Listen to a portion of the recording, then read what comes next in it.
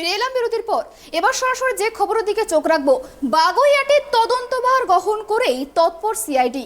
খুনে ব্যবহৃত গাড়ির ফরেনসিক পরীক্ষা করে দুষ্কৃতীদের চিহ্নিত করার প্রক্রিয়া সিআইডি শুরু করে দিয়েছে। কিভাবে ঘটেছিল সেদিনের এই নৃশংস ঘটনা? সিআইডির দাবি খুব দ্রুতই কিনারা হবে সেই রহস্যের।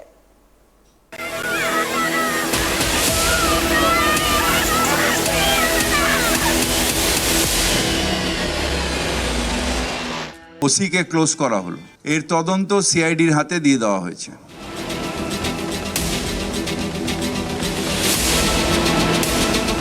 অতনু এবং তার বন্ধুকে সেদিন সন্ধ্যাবেলা সত্যেন্দ্রনাথ চৌধুরী ঠিক এই এলাকা, এই রাস্তায়, এই যে এলাকা রয়েছে জগৎপুর, এই জগৎপুর এলাকা থেকে লাল গাড়িতে তারা তোলে এবং তারপর এই যে রাস্তা, এই রাস্তা ধরে সোজা তারা বেরিয়ে যায় বিশ্ব বাংলা গেটের দিকে এবং সেখান থেকেই তারা বিশ্ব বাংলা গেট থেকে চলে যায় বাসন্তী হাইওয়েতে এবং এই এলাকা থেকেই লাল গাড়ি করে আসে তারা, এসে এখান থেকেই তাদেরকে পিক আপ করে মূলত এবং সেই গাড়িতে সত্যেন্দ্র ছাড়া আরও দুজন ছিল এবং অতনু এবং তার বন্ধুকে সেই গাড়িতে তোলা হয়।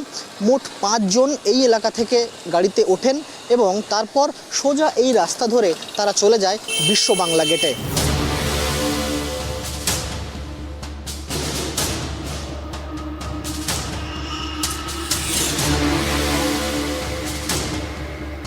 জগৎপুর থেকে অতনু এবং তার বন্ধুকে গাড়িতে তোলার পর সত্যেন্দ্র এবং তার সঙ্গে আরও 2 অজ্ঞাত পরিচয় যুবক আততায়ী যারা, তারা অতনু এবং তার বন্ধুকে নিয়ে আসেন বিষ্ণুপুরের একটি বাইকের শোরুমে। সেখান থেকেই বাইক কেনার কথা ছিল সত্যেন্দ্রর, এমনটাই জানানো হয়েছে অতনুর বন্ধুদের তরফ থেকে।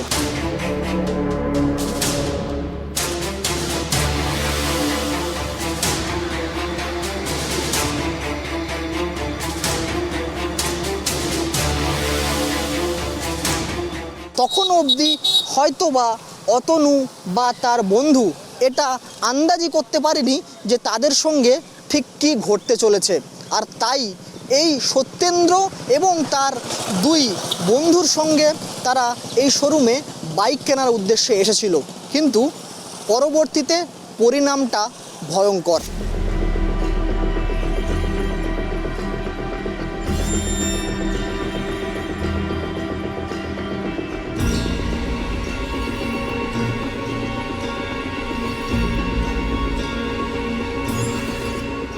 বাগুইআটির জোড়া খুনের মামলায় পুলিশের ভূমিকা নিয়ে ক্ষুব্ধ স্বয়ং মুখ্যমন্ত্রী।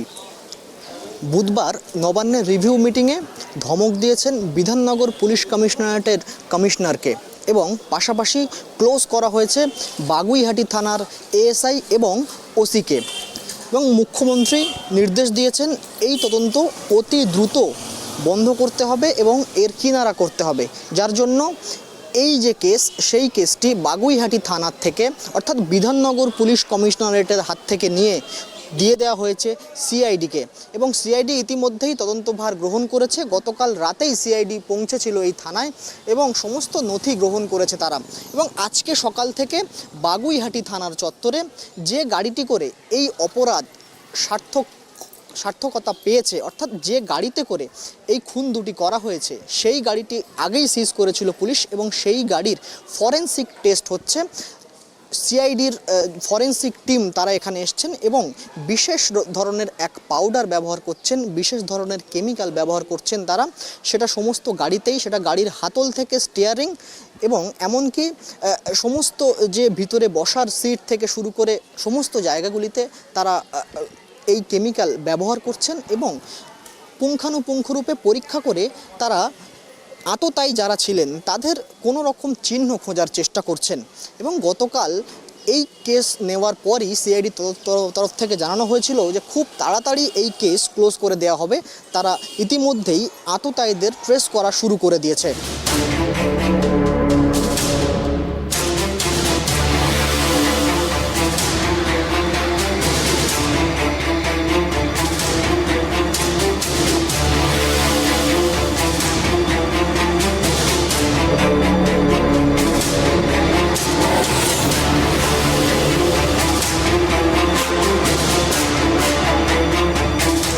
জগৎপুর থেকে অতনু এবং তার বন্ধু সত্যেন্দ্র এবং তার আরও দুই বন্ধুর সঙ্গে KA03AH4372 এই নম্বরের লাল রঙের গাড়িতে চেপে বিষ্ণুপুরের বাইক শোরুমের উদ্দেশ্যে বেরোয়, কিন্তু ভয়ঙ্কর পরিণতি হয় এই বাসন্তী হাইওয়েতে। শুনশান এই বাসন্তী হাইওয়েতে গাড়ির মধ্যেই শ্বাসরোধ করে খুন করা হয় অতনু এবং তার বন্ধুকে, এবং তারপর তাদের বডি ফেলে দেওয়া হয় এই বাসন্তী হাইওয়ের রাস্তার ধারেই।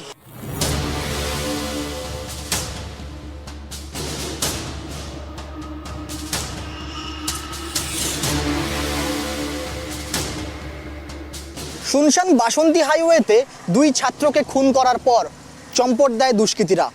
ইতিমধ্যেই গাড়িটিকে সিজ করেছে পুলিশ এবং সেই গাড়ির পুঙ্খানুপুঙ্খ রূপে তদন্ত করছে সিআইডি।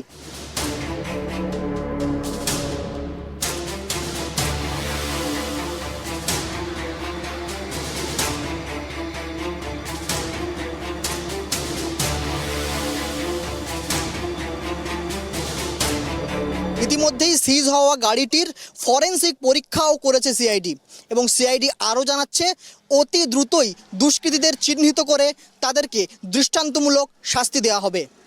ক্যামেরায় বরুণ ভান্ডারীর সঙ্গে আব্দুল আজিজ, ট্রাইব টিভি, কলকাতা। আজকের মতো বেঙ্গল এক্সপ্রেস এই পর্যন্তই। আর অন্যান্য খবরের জন্য অবশ্যই চোখ রাখুন ট্রাইব টিভির পর্দায়। নমস্কার।